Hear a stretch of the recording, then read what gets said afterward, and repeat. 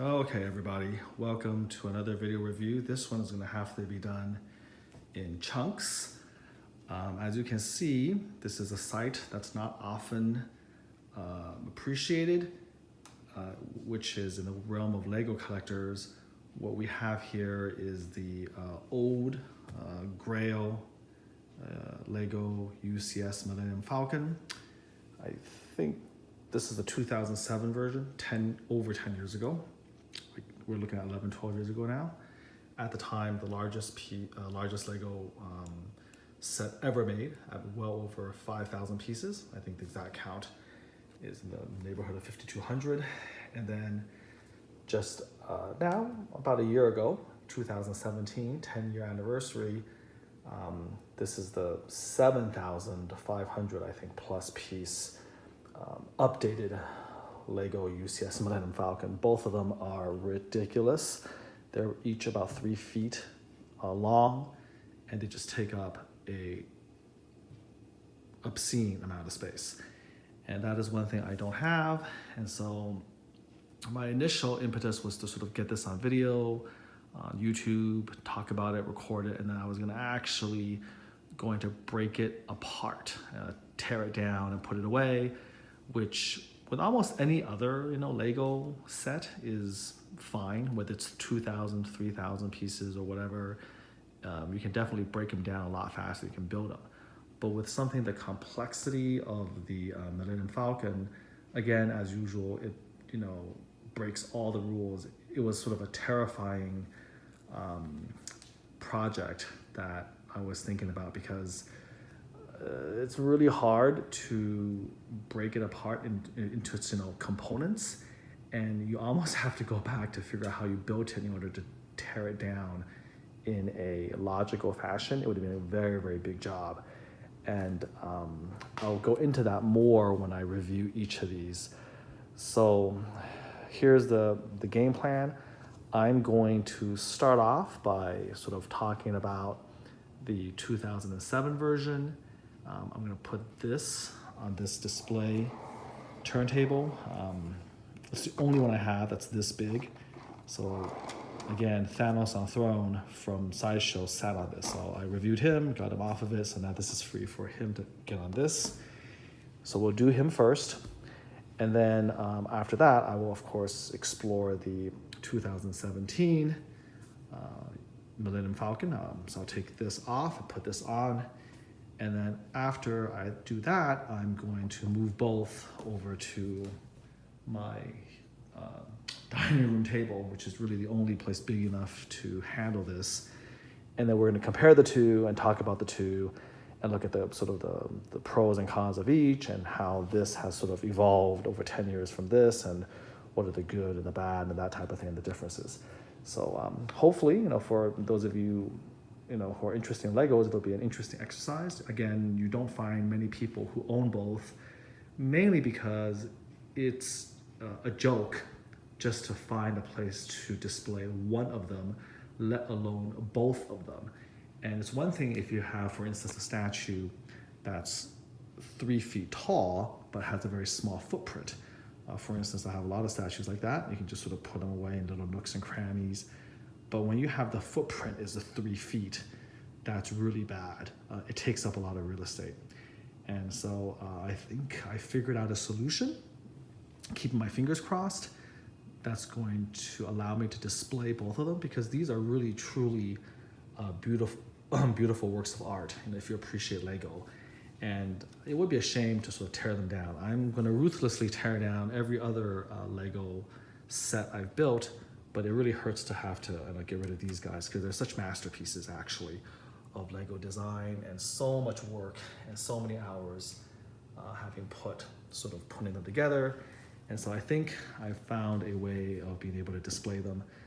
It involves these modular cases from Singapore. Unfortunately, they're very popular.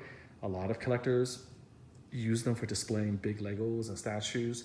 And so they're back order. I don't think I'll be able to get them until April, which means unfortunately I have to basically put them on the carpet for the next 4 months until the cavalry arrives in the form of these wall systems. And I hope, again, it fits.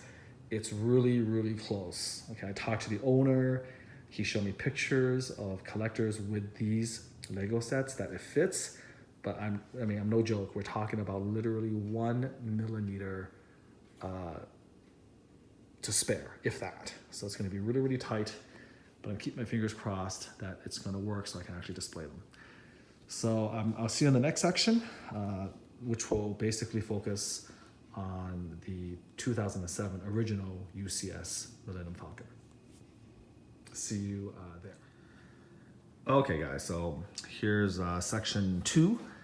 I'm gonna stitch all these sections together. You just saw my introduction. This is a couple of days later. So this is the legendary Lego UCS set 10179 Millennium Falcon. This has been around for I think 11 years.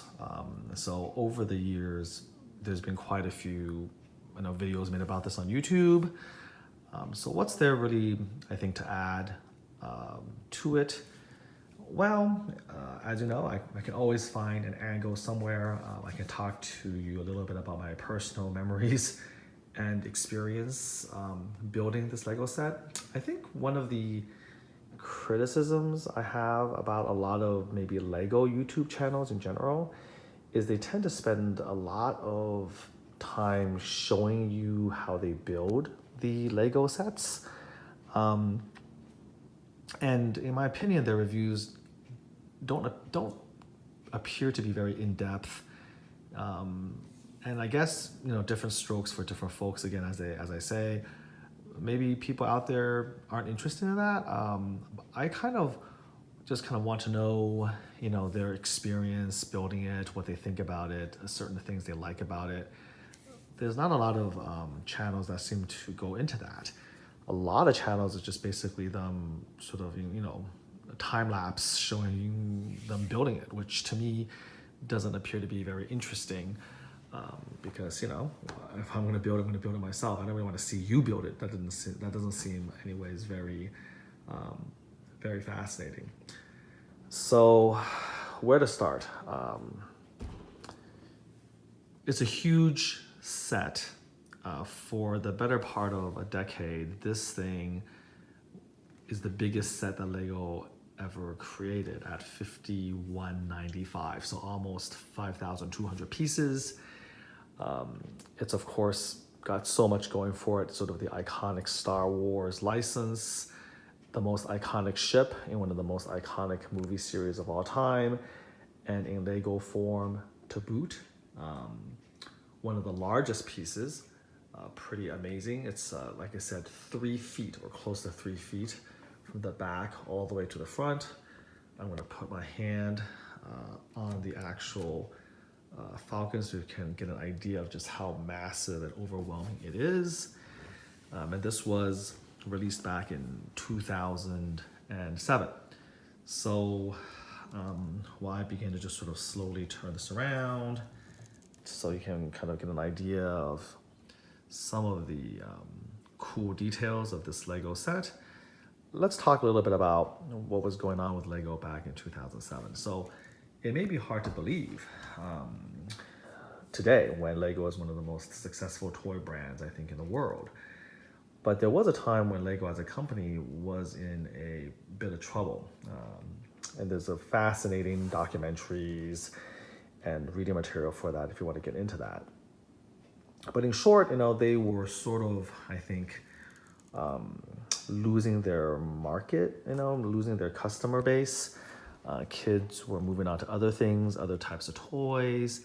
And back then, for Legos, at least when I played with them, essentially what you did was you just bought, a box of different pieces, and then you would create, use your imagination and just create, your own adventures, your own buildings. And while there were certainly obviously very talented, intelligent people able to build some incredible things, you have to understand that the majority, of course, of kids are not, genius savants. We're all going to be building kind of the same crappy building, the same crappy ships and stuff like that. And back then there was no YouTube channel to go on to look for ideas, etc. And so I think, there was a lot of challenge from alternative, types of toys like Playmobil or Playmobil, that type of thing. So they were in a little bit of trouble, and then they struck upon what is in retrospect literally a, sort of destiny-changing idea, a genius idea. Instead of selling tons of bricks and leaving it up to the child or the customer to build, why not create, licenses, buy licenses, make the ships, make the buildings, and then just have the people follow instructions and make them. Because let's be honest, if you gave me 5,200 Lego pieces, there's no way I'm going to create this. I mean, it's a joke. I know it's impossible. But you give me those pieces and instructions, and then all of a sudden it becomes very rewarding and very fascinating building it. There's a sense of achievement. Yes, you didn't design it, you didn't engineer it, but you built it. And in building it, you now have at your disposal this incredible piece, and normally you wouldn't have it. And that sort of revolutionized Lego's business model, because they bought licenses to a lot of different things. Harry Potter, Indiana Jones, Marvel, they started their own line of stories. Their business model changed, and it really catapulted the company to the next level of success. And this, UCS, which stands for Ultimate Collector Series, this Millennium Falcon sort of symbolized that change at the time. It's, again, the ultimate set from the Ultimate line. As you can imagine, it's so huge I have to actually step back and just, pan back just to get the whole thing, in view. But, when it first was sold, this thing was just sitting on the shelves. It cost $500 when it first came out, which is just an astronomically silly price for a Lego toy. A lot of people just, what child is going to get a $500, 5,200 piece Lego set? It was just completely ridiculous to think about it at the time. But eventually, it did sell out. And then, of course, as Lego's popularity increased and more fans who were kids who had then grown up to be adults went back to want to buy these sets, the price then skyrocketed. A brand new Millennium Falcon, like this set, in an unopened box, I think at its peak was going for in the neighborhood of $4,000, which is amazing, 8 times the $500 asking price. Even used set, which is what I got, this is a used set, would run sometimes in the neighborhood of $2,000. And I think I bought this for $1,600 shipped from a collector in Hawaii. And believe it or not, that was considered a pretty good deal. So this is often sort of the holy grail of Lego sets for many, because again, it kind of had the honor of being the biggest set, the biggest physical ship, as well as the biggest in terms of pieces, and of course the most valuable and the most rare. It's since been supplanted by its re-release, which I will review in the next section, as well as the Harry Potter Hogwarts castle with the microfigures, which runs at over 6,000 pieces. And the new and improved Millennium Falcon is at close to 7,500 pieces, now the largest set ever made. So what do I remember about building this set? Oh, I remember quite a bit, let me tell you. First of all, because you are buying it used, understand that you can never truly fully guarantee that every piece is going to be there. And,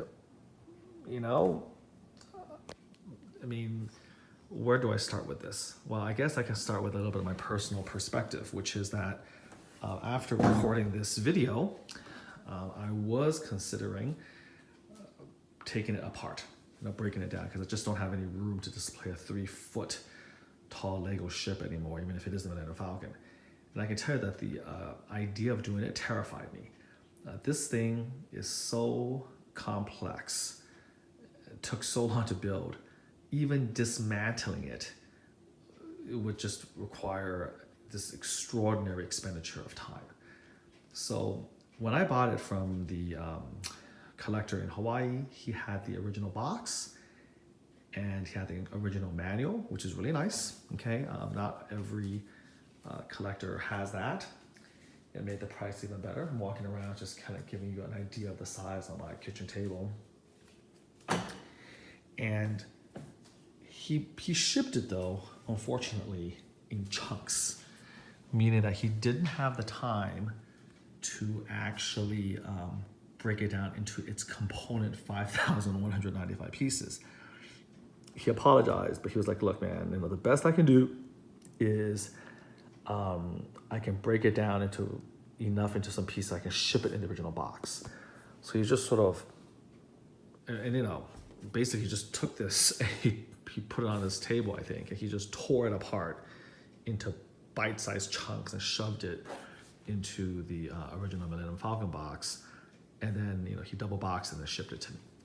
So understand that when I first got this thing, I had to then first take these large chunks with loose pieces out, and then I had to actually painstakingly completely dismantle that Falcon into the 5,195 pieces, because obviously you have to do that.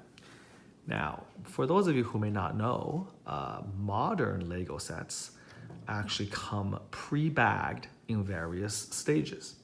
So for instance, and I'll go over this with the new Millennium Falcon, that one came, I think, with like say 18 or 19 stages.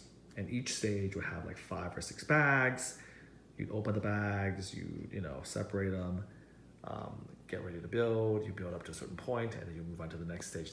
So everything was broken up into stages, which makes things so much more civilized. But remember, back in the old days, Lego never, in their minds, they didn't release sets big enough to really need that. You have a Lego set that's like 400 or 500 pieces, even 1,000, even 1,200 pieces. They're gonna try to just buckle up, and you just have to open all those bags. There's no stages. You open everything. You separate them into colors and types, and you just gotta build. You just gotta go.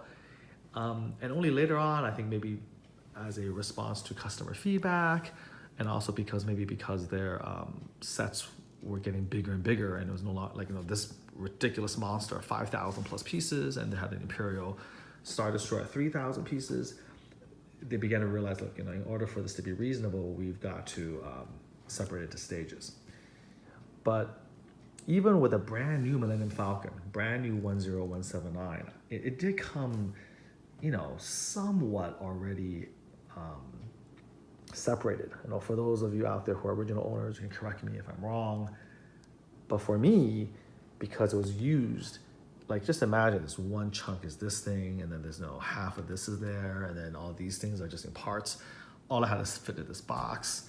So again, I remember that it took me probably the better part of 6 to 8 hours just to tear it down into its component pieces, and another 2 to 3 hours just to sort of generally put the pieces in its, by tiles, by plates, by sizes, by color. So it took a massive, I think, anywhere from, I would say 8 to 9 hours just to tear down the old Falcon into its component pieces so I could just try to build it again.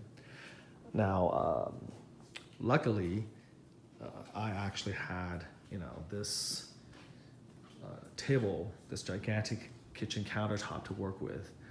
This is one of the biggest, countertops I've ever seen. It's kind of just odd, but there you go. So just imagine, this is the updated Millennium Falcon, the new one, released in 2017. But just imagine that even with the size of this island, look at this island, it's just huge. We can put everything here. We can put chocolates and calendars, dishes, etc. Huge island, but I filled up literally all of that space with the parts to try to get this guy built. And then I just kept working at it. It was sort of a pain. I couldn't use the manual because the manual was basically like literally a Bible. And if you opened it, it doubled in size, right? So it's on a key, whatever, what do we call these? Like it's almost like a ring binder, not really a ring binder, but it's very thick. And so like if you open it, it just stretched out where the manual would go from here all the way to here. So this wasn't enough room. So I actually, used an iPad and downloaded the manual online and then used the iPad to start building. And even though I built this many, many years ago, I think it took me working a couple hours every single day. I remember I'd just be sitting on this stool, just working. I remember it took me probably the better part of, I'm guessing 26 hours, 25 to 26 hours. I think I included also the 8 hours I had to break it down, but all told, from beginning to end, from getting this used mess to the final product, it took me 26 hours to do. So that's my personal story of this Falcon and why it kind of has a special memory for me, and probably another reason why I didn't really want to break it apart is because of those memories. Now I've recently found a solution, which I'll go into much later in a couple months, kind of custom, really, really nice cases to display my collection.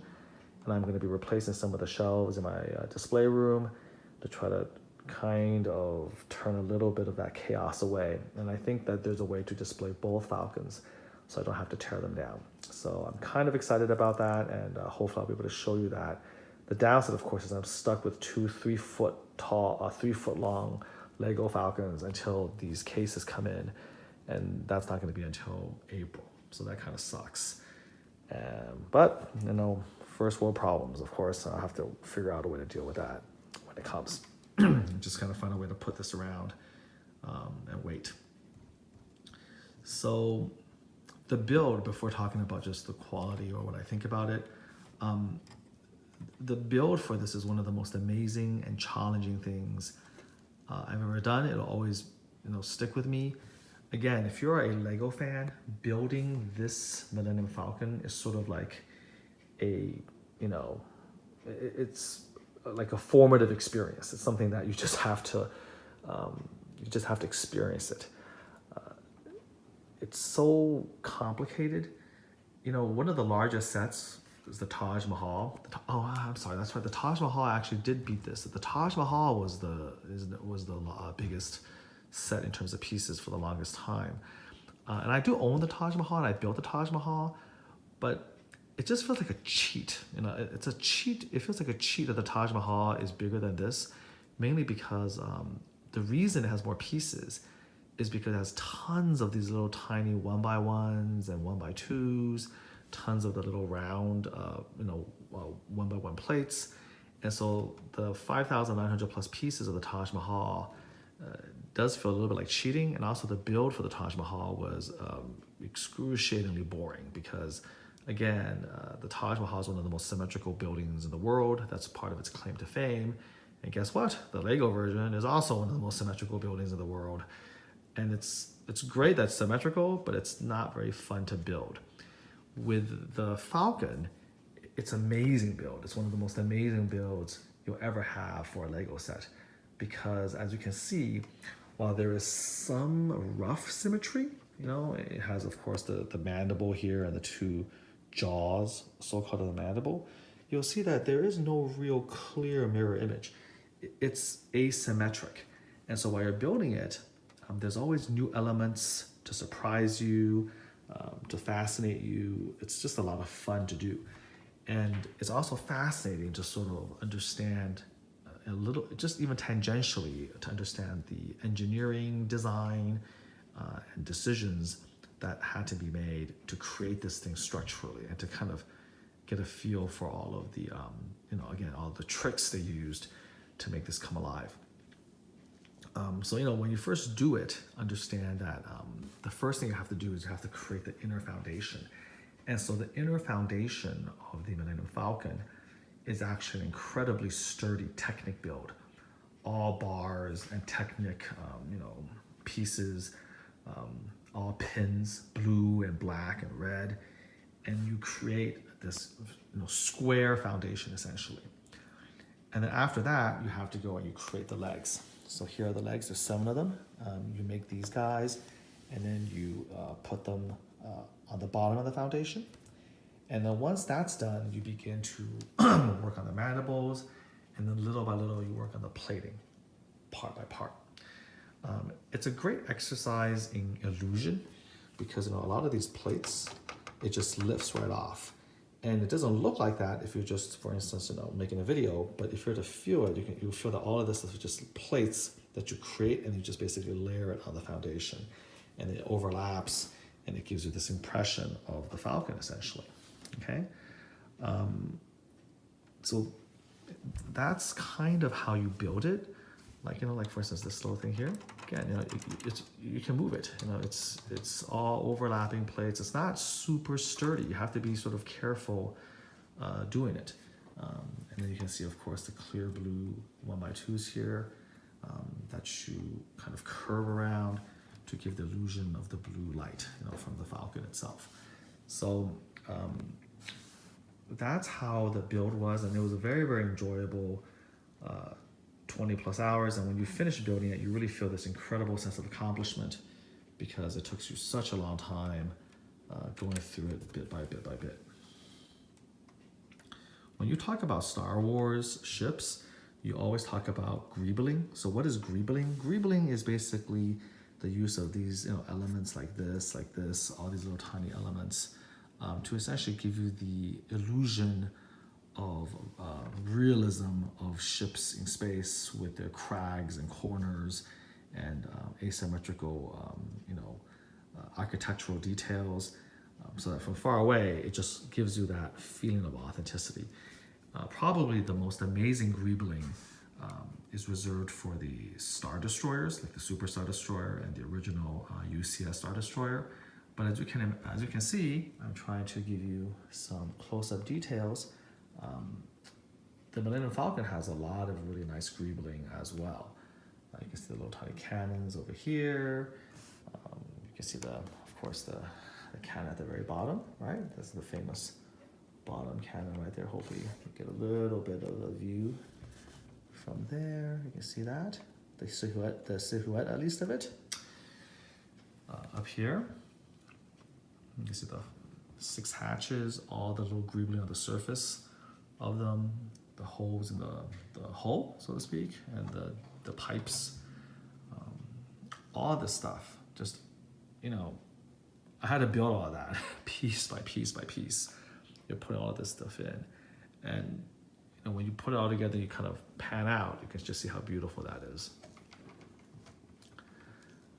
So great greebling, very, very sound structurally. You can't really play with it, mainly because it's so heavy. It's a good 20 pounds, I think, it's just to lift it. They made the undersurface a little bit more plain. It's flat. Even then, you have to very carefully feel where you can put your fingers to actually lift it up and move it. It's always a little bit tricky to move it, and your heart's always in your mouth. You don't want to drop it or mess it up, because that would be a disaster, because you're not going to remember how to put it all together again. So there are areas, very, very flat areas, like right back here. It's safe to put your hand here. You don't want to, of course, knock off the cannon down below over here. And then down over here near the leg, there's another flat spot. So you basically cradle it and then you lift it up. This can come off right up here.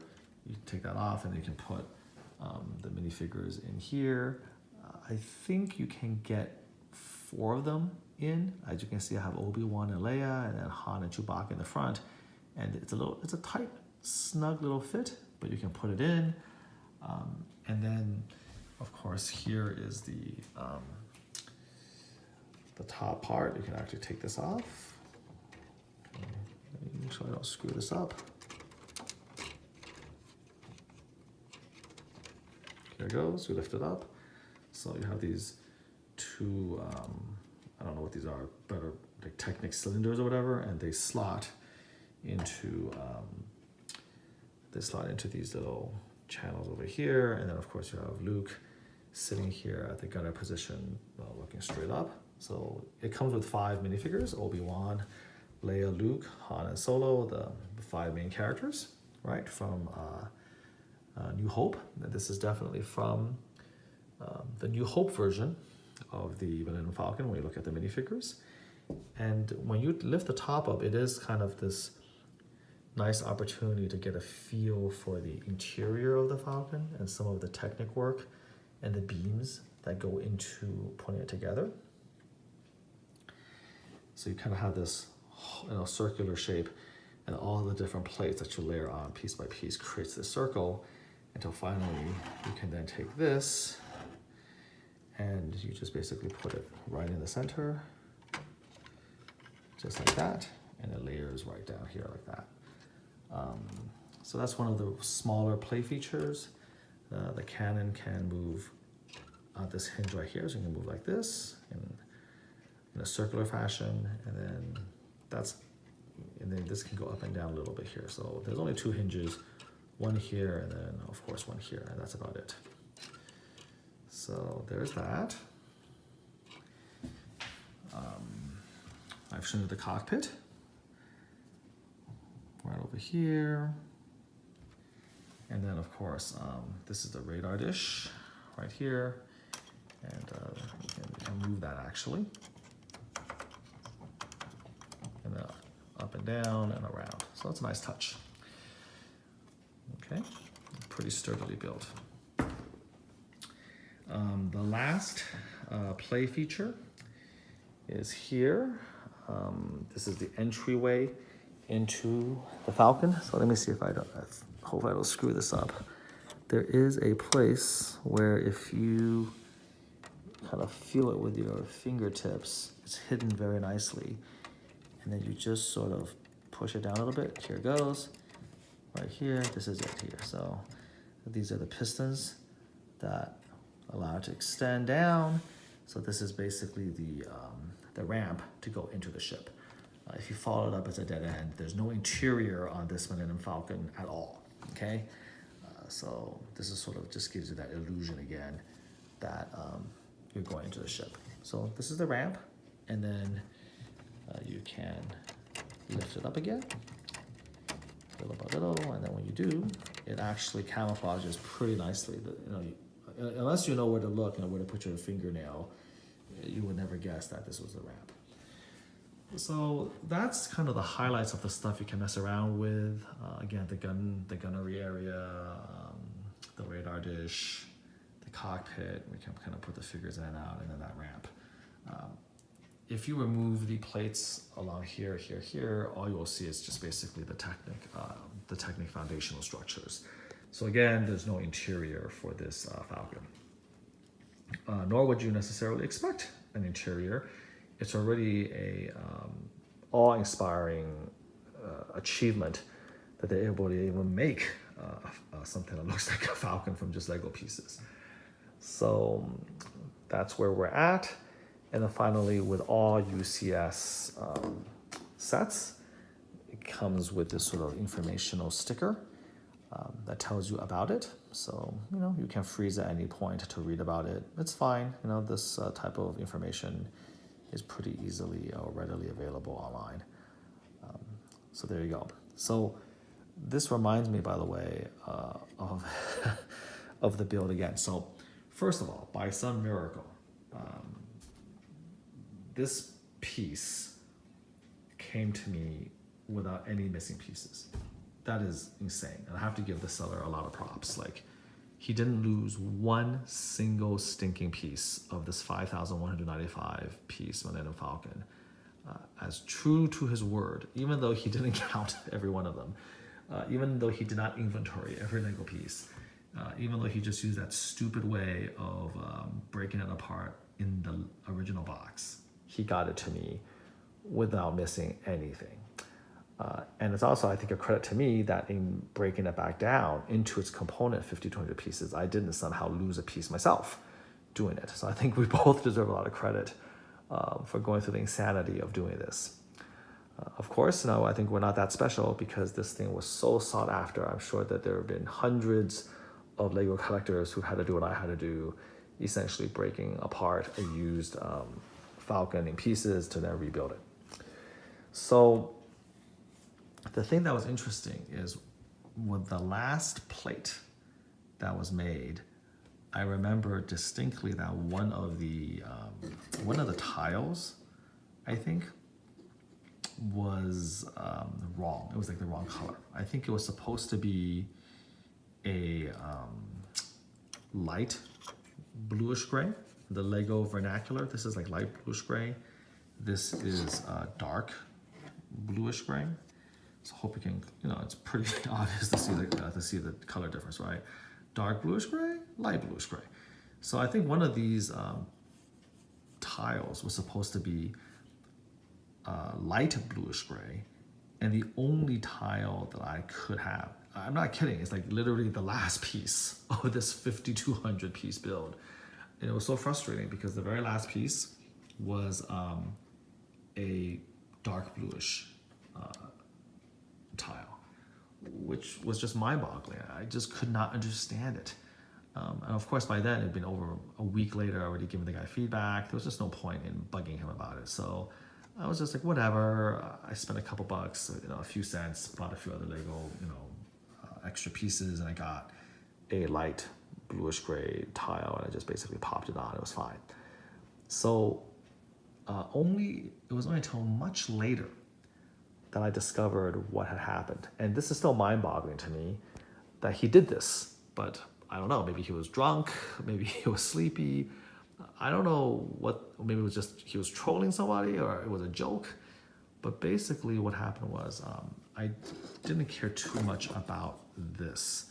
And when he sold it to me, because it was used, obviously he had already used the sticker and, built this little, tag. Built this, I don't know what you even call this thing, a little display plaque or whatever you want to call it. So he shipped it with it, but I was like, okay, whatever. So I just put it aside because, of course, all my attention was focused on the actual ship itself. But then later on, when I started looking at it,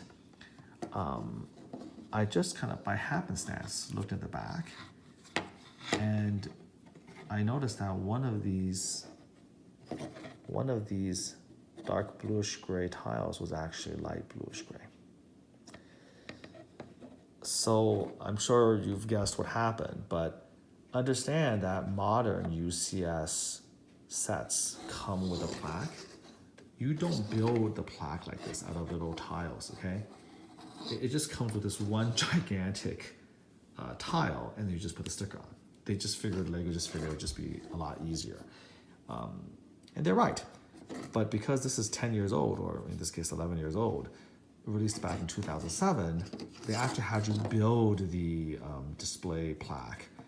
And of course, the sticker is placed across all these tiles put together. Okay, you can actually feel, if you wanted to rub your fingers here, you can actually feel a little bit of the ridges for all these different tiles put together.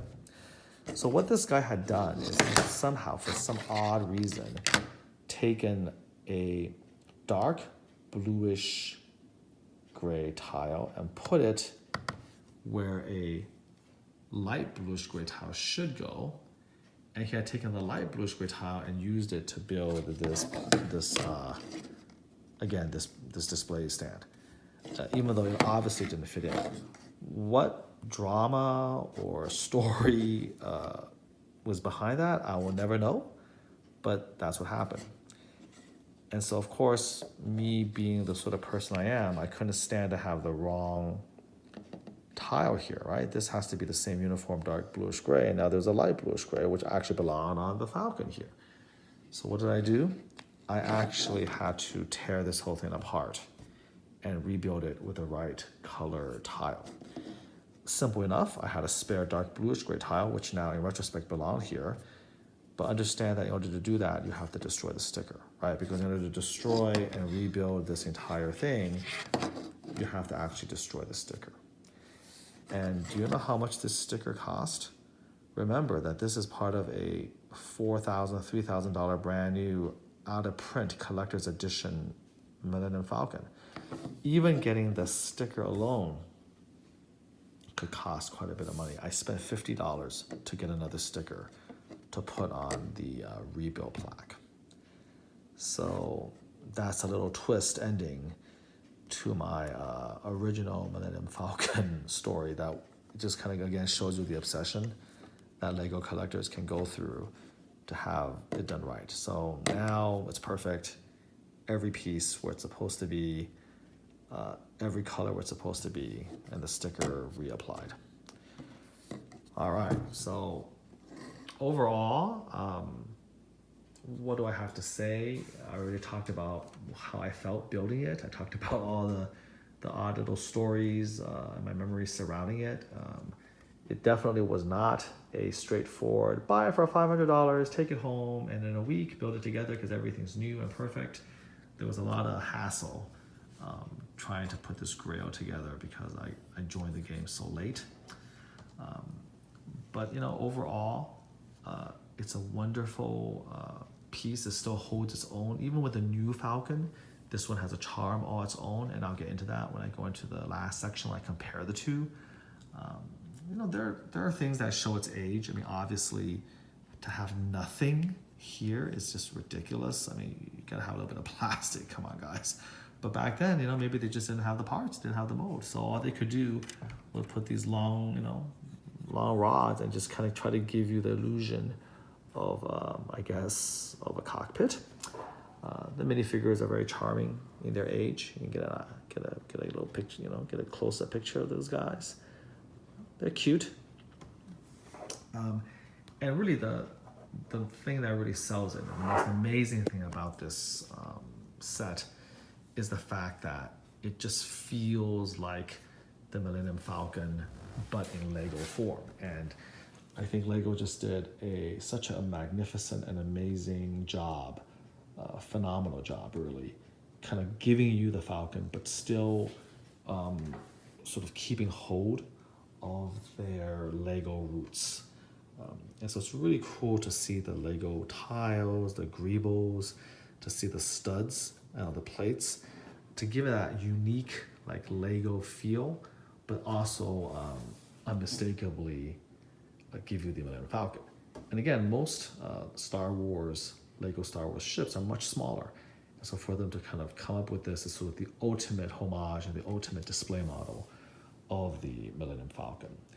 And I've had this for many years, and it's always been one of the prides of my collection, just because of all the work and this blood, sweat, and tears that went into getting it, and then tearing it down, and then building it up, and then of course the last horrible misadventure with the wrong colored tile. That you're thinking, why me? How did this happen to me? So there you have it. If you go really, really close, sure, there are some crudities. You can see a little bit of the defects here or there. This Falcon also, by the way, shows its age. Just know that as time passes, certain light bluish gray pieces will oxidize. If you're going to change color into sort of a little dirty yellow, and if you go really close up, you will find that to be the case. But from here, it just looks amazing. It still looks great. And I do believe over the decade plus that it's been around, this is an original piece, remember, not built from new pieces sourced from Bricklink. But this is, an original set from the time it was released back in 2007. That's a lot of years. And over time, I've noticed that even if you try to keep the piece completely protected, no direct sunlight, some of the white and some of the light bluish gray will slowly and subtly begin to change color. So that's just kind of almost like an inevitable consequence of the aging of these Lego pieces. So there you have it. Hopefully I have shown you enough of the details, just sort of moving him around on the turntable to get an appreciation for this. Again, before the new updated Millennium Falcon was released a year ago, so few people in the world, so few Lego collectors sort of have the pleasure and the privilege of not only owning one of these, but building one of these in person, and then also to just sort of show it off on a video is really, really cool. Remember, you spend $3,000 on an unopened Falcon. Not many people is gonna, basically burn that $3,000 just to open it and build it. And so there was, quite a robust trade in used original sets to get this thing together. So there you go. Very, very rare. Even now, I think 11 years later, there's only so many videos of a UCS 10179 Falcon out there. So I hope you guys enjoyed this little look at a piece of Lego history. Still one of the most sought after Lego sets, one of the biggest, one of the nicest. And the next section, I will basically review and talk about the new version released in 2017 at close to 7,500 pieces, and how that maybe differs. And then the very last section, I'll just compare the two Falcons next to each other and talk about the differences. But the next one, there's a bit to talk about. I mean, there's not as much story to tell. It's a little bit more boring, right? Because again, it wasn't 10 years out of print. You just basically got in line and put your credit card number in the iPad, and then you just waited to get the set. So there's not as much history, not as interesting a story, I think, behind the new one. But the new one has a lot more to cover, because you're probably thinking to yourself, well, where do you put 2,500 extra pieces or 2,000 plus extra pieces? Well, I answer that question on the next section. But the new Falcon has interiors, which may not seem like such a big deal, but trust me, it's a huge difference when you're building it, and it does make a huge difference when you're putting all of that together. So into that section, and I hope you enjoyed this part, and then the next time we'll jump to section 3, which is going to be a review of the more recent updated Millennium Falcon.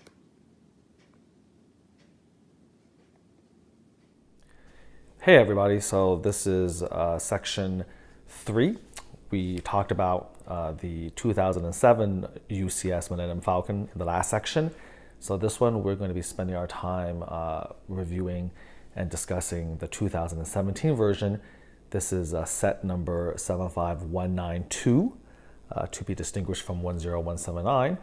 And this has 7,541 pieces. So if you're doing the math, there's over 2,000 more pieces for this version than the original 2007 version. This was a pretty big deal in 2017, a sort of remake of the most famous Lego Star Wars set ever. And they didn't just re-release it, which would have been a little bit controversial. They did that, by the way, with the Taj Mahal a little bit later on, but they updated it, they made it newer. There's a lot of changes. And so even though the overall dimensions are similar, again, 3 feet long by approximately 2 feet wide, and it looks superficially very similar, it is the Falcon, they made a lot of improvements, a lot of additions, and when we actually compare the two side by side, I think we'll be able to tell that more clearly. But that's for the next section, the last one. So for this one, let's just talk about the 2017 set. So this is actually technically the Falcon from Star Wars Episode 7, The Force Awakens. It's modeled essentially after that, but then of course, for nostalgia's sake and also because it makes sense, they also sort of made a hybrid of also Episode 5's Millennium Falcon as well, harkening back to the 2007 version. In terms of what I did here, I kind of wanted to incorporate as many pieces as possible. I didn't want to have various minifigures just kind of lying around. So I'll go into what I integrated and what I left out. So we'll start with the cockpit. As you can see, this is a lot better. And again, we'll do comparisons once we get the two Falcons side by side. But you can see that this now actually has a real kind of see-through cover, so it's a lot nicer. That's a very nice printed piece. They created a little Minoc. So if you remember from Empire Strikes Back, these are the little creatures inside the sea slug that was attaching to the Falcon that scared Leia. So they created a cute little Minoc build, so I decided to attach it to the cockpit over here. Here you have, of course, the mandibles on both sides. The same legs at the bottom. You have the gun, the cannons there as well. So again, superficially very similar to the last build at 2007. But in general, it just kind of has a little bit more detail. It has a lot more tiles, so there's less studs. These are things, again, that will become more apparent doing a comparison. It still has a lot of greebling, as you can see. So we'll start here, and you kind of get an appreciation of all the greebling that's involved, all the way along here. I'll stop here for a second to make a comment. These two little extra headlights, for lack of a better term, which attaches right here and right there. You can take it off. This is actually from the Force Awakens version of the Millennium Falcon. So technically, if I wanted to start Empire Strikes Back when this shouldn't be here, it should be taken off. But I just put it on here because, again, I didn't want to lose these parts. So again, sort of a little bit of a hybrid. Here's the center. Taking a look here. Right down the slot. More greebling details over here. And the thing that LEGO should really be commended is that I don't really think they repeated anything from the old 10179 set in 2007. I mean, all of this stuff, again, aside from just the overall shape of the Falcon, the detailing is all pretty much completely different. Here's the hatch on the side. Let me just kind of finish it up. And they even used a new way of detailing the engine. So instead of using the 1x2 clear plates, they decided to use a bendable hose and to use that to give the illusion of the blue light again. And then here, of course, you have the grill. If there was a criticism of the original Falcon, one of them would have been that the blue plate was not very convincing, and kind of given an opportunity to revisit that problem and try to solve it, you could argue that they didn't really do that much better a job. So again, that could be a little bit disappointing in terms of how that goes. This doesn't really feel very convincing as light, but again, they did their best.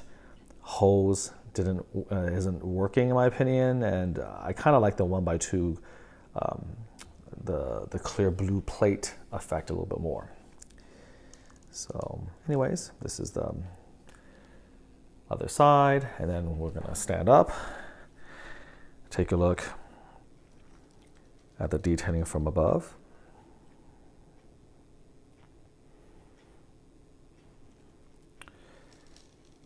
So here we go. This is the most recognizable part of the Falcon in a sense, besides the overall shape and geometry, is the radar dish. So this is the Empire Strikes Back radar dish. It's printed, and you can also build a Force Awakens radar dish, which is the rectangular version, and then you can pop it off and pop the other one on. So I have that in the box. I didn't really want to use it.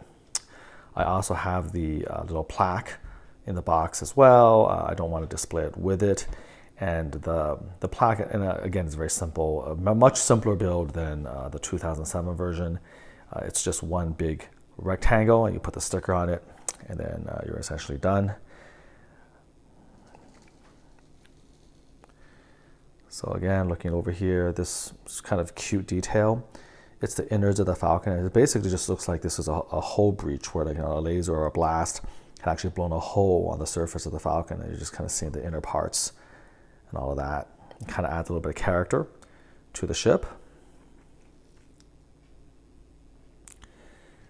All right, so let's talk a little bit about some of the features that set this apart. So in addition to more tiling, so it just looks a little bit smoother, a little bit more refined. It also has over here all the minifigures from both The Force Awakens as well as The Empire Strikes Back. So you have young Han, young Leia, Chewbacca, and C-3PO, and I put those 4 minifigures right over here in the cockpit. And then if you take the turret here out, it's very similar to the turret from 2007 version.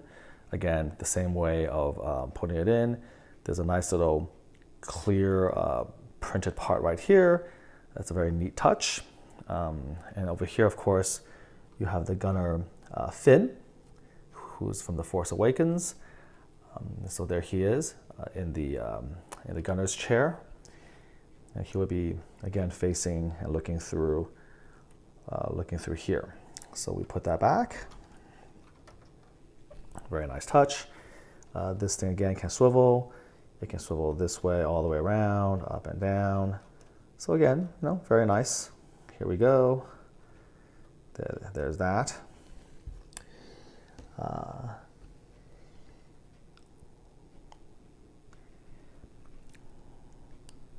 So far, very similar, again, to the 2007 one, just a little bit more refined.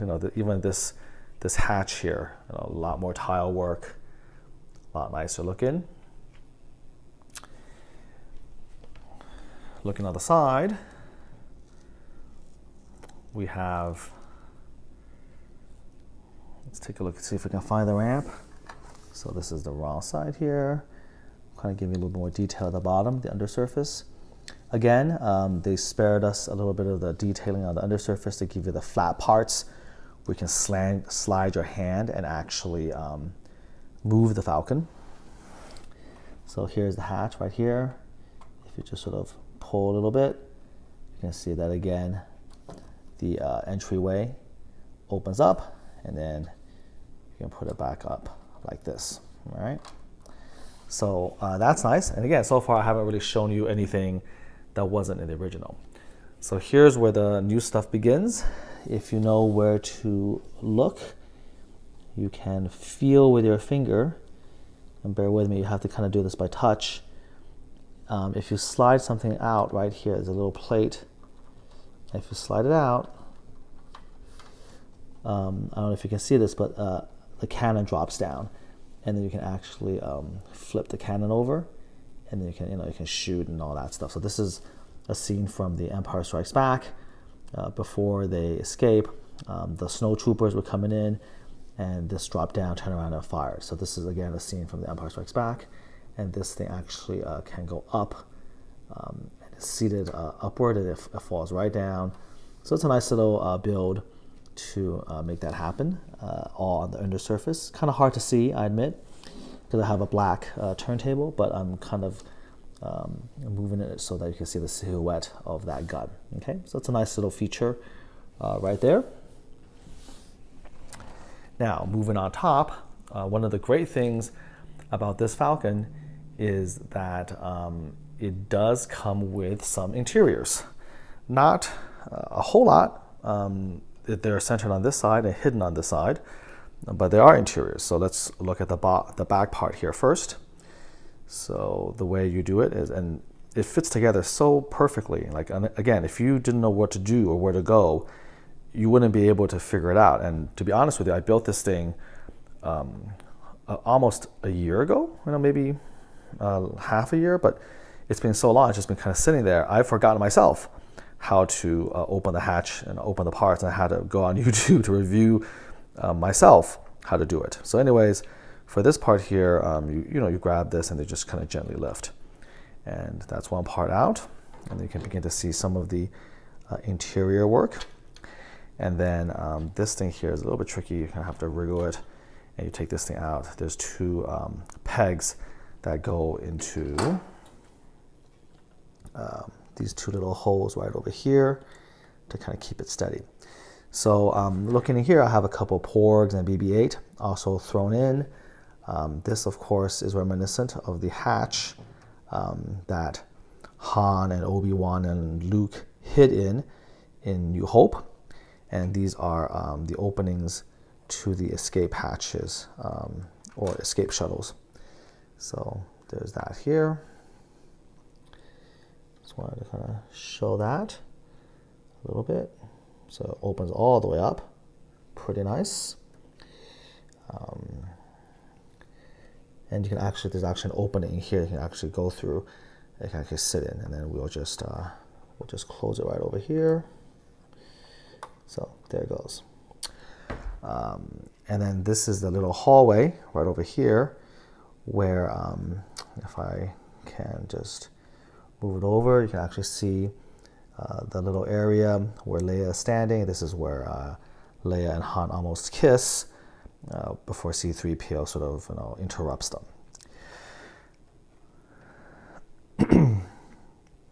If you'll notice, I didn't put any of the stickers on in this set. This is one of the things I guess I should talk about now since we've come across it. I feel like for a set of this magnitude, just considering the legacy, the history, the number of pieces, the price tag, which is close to $1,000. I think this is $800, and then when you put in tax and shipping, you're pushing $900. For a set of this magnitude, I think it's just completely ridiculous that they have any stickers. But indeed, this set does have pieces that require stickers, and I obviously didn't want to use any of those stickers for a variety of reasons. Namely because I didn't want to kind of burn them up. I didn't want to apply them incorrectly. So understand that there are going to be stickers here that you're supposed to apply, especially in these areas, which is there to kind of give you the illusion of the hallways of the ship. Now, the good news is that there are independent services out there and for a pretty penny, they're willing to actually give you custom printed pieces. So they actually get the exact pieces that come with the set, and the only difference is instead of needing to apply the sticker on those pieces, it already comes custom printed with the sticker printed onto it. This service, as you can imagine, is not cheap, but I did buy those pieces to integrate at a later time.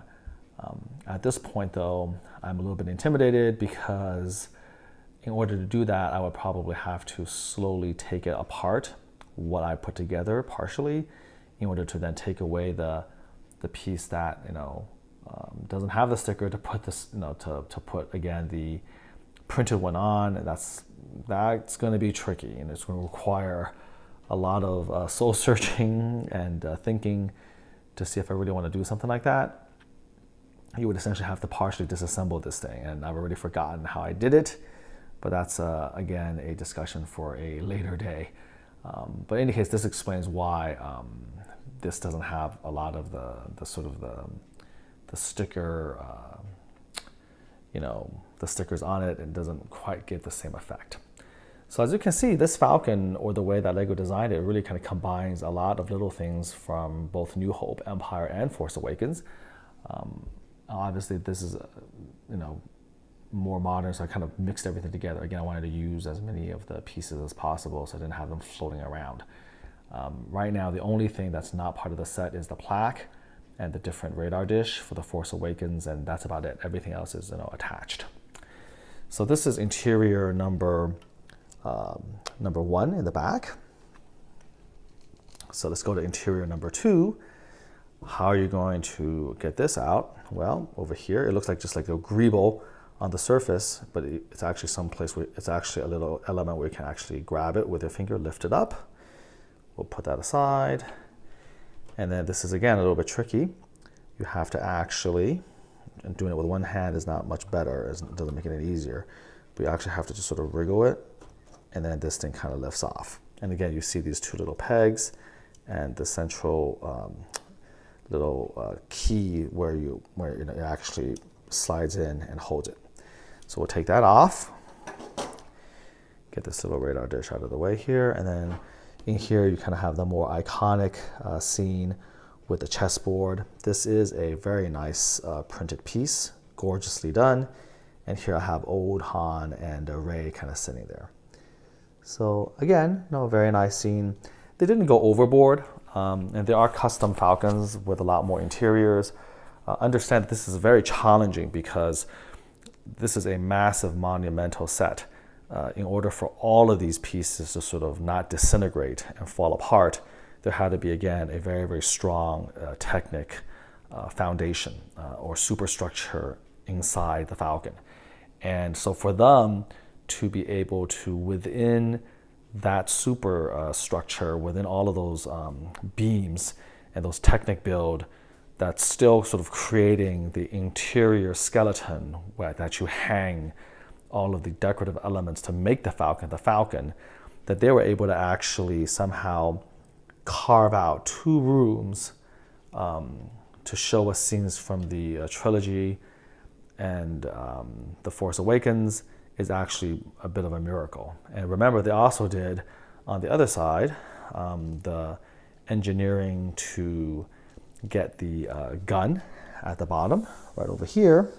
Now this gun here had to be also built, and it's like a little tiny technic build to be able to make that happen, as well as, of course, the entryway into the Falcon itself. So all of that is quite the achievement. Overall, this is just again a monumental set. It's a saga just getting the set, because you can imagine there was a tremendous amount of excitement when it was announced. Everybody knew when it was going to be released. Most Lego stores did not get very many copies, maybe 2, maybe 5, maybe 6 or 7 if you're lucky. There were people camping out overnight to be the first in line to get it. It was sheer insanity. I'll spare you the gruesome details on how I got it. I actually wound up ordering it online, and when it did order, I think it was like 6 in the morning, 5 in the morning that I got up to do it. It sold out within seconds. The website crashed. I managed to add it to my cart, a back ordered item, which means they don't have any stock to ship immediately, but you're at least on the wait list for the first batches afterward. And about 4 or 5 minutes after I got that order in, it went from back order to just simply sold out. They couldn't even take a back ordered item. And I think it took over a year, by the way, for this thing to get back in stock. Now it is in stock. If you've got $800 burning a hole in your pocket, and you want to get the biggest official Lego set ever and build this monstrosity that's 3 feet, then knock yourself out. So finally getting it, having it delivered. It came in a box so big you needed to have wheels to actually wheel it out of the Lego store. Sadly, I never got that because, of course, mine was shipped directly to me. But in every way, this set is just basically epic, right? Even the box is epic. So I took it apart. Unlike the original Millennium Falcon, this one did come in the modern Lego, tradition of having numbered stages. Now remember that 10179 10179 never had stages to begin with. And of course, when I bought it used, it was even worse because, like I detailed in the last section, I had to break apart chunks of it into its component pieces. But this one was a lot more elegant, a lot more fun to build because it came, of course, pre-bagged. 17 distinct stages. I even, for fun, timed each stage to figure out exactly how much time it took me to build it. And I think it was in the neighborhood, again, of 20 hours. So, I saved anywhere from 4 to 6 hours, in terms of the time saved from the stages. And it was a lot of fun because I could go stage by stage. You could see the Falcon slowly take shape in front of you. So it was a very, very enjoyable build, and it was really neat to sort of again appreciate the differences between this set and the set 10 years ago as you're building the interiors and all of that. So again, overall, it's just a phenomenal achievement, both engineering and being, and creating it, all the different plates you can put in. It's just ingenious, actually, just from beginning to end. And definitely, I don't regret owning 2 versions. Most people, of course, are not able to do that. They don't have the space to display it, and I admit that I'm having some problems myself. A lot of people never were able to own the original 10179 because it was so expensive. So a lot of people jumped on this one. So it is, I think, instructive to look at the 2 and just kind of compare and contrast and sort of appreciate again, what makes one maybe a little bit better than the other and some of the differences of this, because it is a piece, such a big piece of Lego history. And even on YouTube, after all this time, there isn't a lot. I think there's still only essentially 2 YouTube videos that show both versions of the Falcon. And then one of them is actually not a private person. I think it's like tested or something. It's actually like, an official company, a channel that actually did it. And the only other one was by a gentleman in, I think, Australia, who was able to compare the 2. So I'm looking forward to sort of adding that, my perspective to that limited sort of number of YouTube videos comparing the 2. So I think that's about it. Those interiors do add a lot to the Falcon. And so again, if you're wondering where the extra 2,000 plus pieces went, a lot of it went to more tiles, more refined detail, and the interiors and that extra, cannon that falls from the Falcon on the underbelly of it. Very, very nice. So thanks for sticking with me, and let's go to the last section, which will be a comparison of the 2 Falcons and my final thoughts. Okay, so welcome back to the 4th and final section. We talked previously about the 2007 version, and then we followed that up by talking about the 2017 version. This is 5,200 pieces, give or take. This is 7,500 pieces, give or take. $500 initial release, $800 initial release. So now we can take a look and compare the 2. We've got in-depth in both. So I guess this is just kind of gives an example of how ridiculous it is. Both Falcons are 3 feet. They're basically the same dimension. So this huge kitchen table is really the only avenue I have of being able to even have a chance at sort of showing you both of them in a way that you can kind of appreciate what's going on here. So where to start? There's so many things to begin with. Obviously, for this one from 2007, there's 2,500 less pieces, and that does show. You can definitely tell the difference. There's just slightly a little bit less greebling on the side. If you compare, for instance, the side of the 2007 Falcon here versus the identical side over here, there's just a little bit more detail. Look at the hatch over here and the top of it, and then let's come back on over here. Look at the hatch here and take a look here, So just a little bit more crude on this side. Look at the radar dish from here. Look at the build back here. And then let's come over and take a look at the radar dish here. It's a completely new printed dish. And again, looking at the build a bit more refined, okay? Look at the top turret and the build here. And then we'll come over here, look at the top turret over here. Again, a lot more studs, a lot rougher. Same thing with the 5 black hatches. This is what the original 2007 looks like. And then let's take a look here at the 2017. So again, sort of looking here, this is kind of interesting. The expanse here is a lot less greebling, ironically, than over here. There's a lot more going on here, okay? So that's one of the interesting details. Again, sort of looking at the hatches here, a bit more crude. We're looking here at the hatches, just more tile work, more refined. Overall, there's a bit more, maybe a bit more red. I think it's about the same amount of red actually on the new Falcon versus the old Falcon. Here they tend to add a little bit more tan parts, like here a little bit of greenish color here.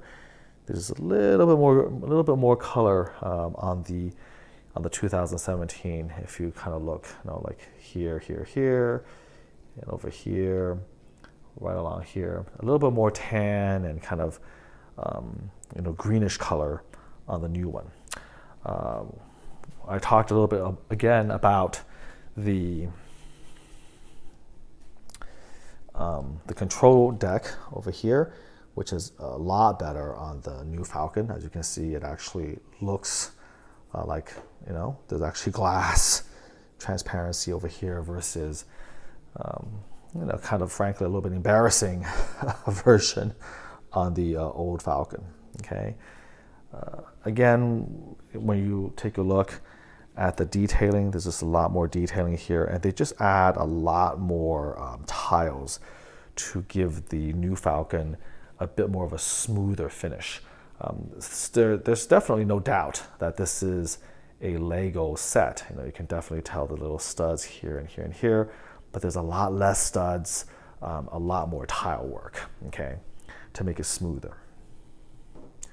Very, very similar, of course, here. And you can clearly kind of appreciate, again, that there's a lot more studs, a little bit simpler. Everything here is just a little bit simpler compared to the new version, okay? With the ironic exception, again, of the back, where here, the back has a lot more greebling compared with the back of the Falcon. If I stand here and you take a look, you can kind of, I hope, clearly see the difference of greebling here versus the more smooth, refined appearance over here. Okay, so that's kind of the surface view of the two sets, and hopefully seeing them side by side, you can definitely appreciate a little bit more the refinement of the new one and kind of why this really does have an extra 2,500 pieces. Where did it go? Also, of course, going in to make the interiors for the 2017 Falcon work. Now, it's one thing just sort of comparing again the two and just kind of looking at it aesthetically. I'm walking around it, just sort of admiring, appreciating it, both beautiful in their own right. But now let's talk about the subjective, which is how do I feel about it. So, of course, objectively, the new version, of course, is just better. There's more pieces. The build is, in my opinion, nicer. The stages are better thought out. There are interiors. In a lot of ways, the new version is, of course, just more, as you would expect. 10 years later, 10 years of improved engineering and design and experience. Everything about the new Falcon objectively is just a little bit better and a little bit nicer. But I think that subjectively there are going to be some people who still will have a soft spot for the old Falcon, despite all of its imperfections. And I think the reason for that is because it's hard to sort of describe, but when you look at the old Falcon, it just gives you a more Lego-like feel. Understand that neither this version nor that version is a truly accurate replica, of course, of the real Millennium Falcon. I actually happen to own that as well, and I'll be doing a review of it someday. I have the master replica signature version of the Millennium Falcon, which is the studio scale version that they actually shot with on Empire Strikes Back. And it would be really interesting, obviously, to see that and really compare the Lego versions versus the real thing. But of course, the Lego version is not the real thing. And so in essence, trying to make it too much like the real thing is an exercise in futility And depending on your personal taste, you might like this version a little bit better just because it's a little bit blockier. There's more studs. Again, it gives you more of the feel of a Lego Falcon than the actual newer Lego Falcon. Okay,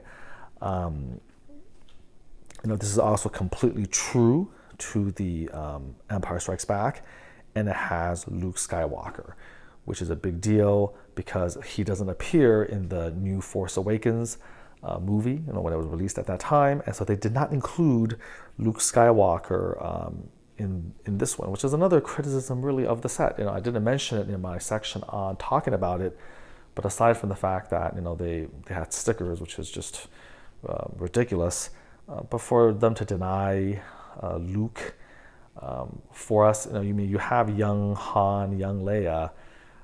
Why not give us Luke? I guess maybe the problem is that in here, I think this Falcon was actually based on the New Hope Falcon, because you have Obi-Wan and Luke. So this is the Falcon, from Star Wars: A New Hope. And this Falcon is an amalgamation of an Empire Strikes Back and The Force Awakens. And of course, in Empire Strikes Back, Luke was never on the Millennium Falcon at the same time as Han Solo and Leia and Chewbacca. And so I think that might be the reason why they omitted Luke. But that does hurt because, the continuity aside, it really feels a little bit incomplete without having a great Luke here. So that's a little bit of a bummer, obviously. And here, of course, we don't have that problem. So overall, again, just to summarize, of course, the new Falcon, is the more refined one, the natural evolution of essentially showing you what Lego is capable of. But I think a lot of people are still going to have a soft spot for the charm of the old one. And the obvious question is, does the release of the new Falcon impact the value of the old one? And I think to some extent it does, but only the used version. I think new 10179s will still retain a great deal of their value because there is actually such a significant difference between the 2007 and the 2017. This is not a simple re-release of the old one by any stretch of the imagination. It's basically a complete redesign, complete redo, and so its existence does not actually devalue this one quite as much. Now this is completely different when it comes to the Taj Mahal, where Lego essentially did a complete straight re-release. And that actually did destroy the value of the old Taj Mahal. But not in the case of the Falcon, and I'm glad that in a sense they respected the old one enough not to clone it, not to completely re-release it, but they actually took the opportunity to take it and then make it even bigger, even better with interiors, which is great because you have this amazing 2017 version, but you still sort of have sort of the homage and the history and the legacy of this one. And both these pieces, both of these sets have historical value. This one for many, many a year, the biggest set that Lego has ever produced. And now, of course, this is the biggest. And I don't see any set beating this for quite a while, if ever, because to do that, it's hard to imagine what would require more than 7,500 pieces and is still marketable and still something that you can sell. $1,000 Lego sets, for instance, don't typically exist. Only the Star Wars and Millennium Falcon UCS could justify that piece count and that price tag and still have the public sell it out within minutes of its release. I can't see any other real property duplicating something like this. Like only this. Not only is it Star Wars, that's not enough. It has to be the Millennium Falcon. It has to be this size. It has to be UCS. So I don't see this crown being taken away from this guy for quite a while, because the Taj Mahal did come along a couple years later to take the crown from him, or from her, depending on how you want to think of the Falcon. But again, I discussed earlier why I think the Taj Mahal is a little bit of a cheat, because way too many tiny pieces and very symmetrical, definitely not close to the epic scale of the build of the Falcon. So there you go. I think I've sort of prattled or rattled on long enough. This is a very, very long video, but I think, the subject matter deserves it just because it is such an amazing achievement. And if you're into Legos, then I hope you enjoy it because, again, there's not many videos out there showing both Falcons side by side like this, talking extensively about each and looking at each and just sort of discussing the pros and cons and looking at the two together. It is a beautiful, wonderful sight to behold. You won't see this very often. Both versions next to each other.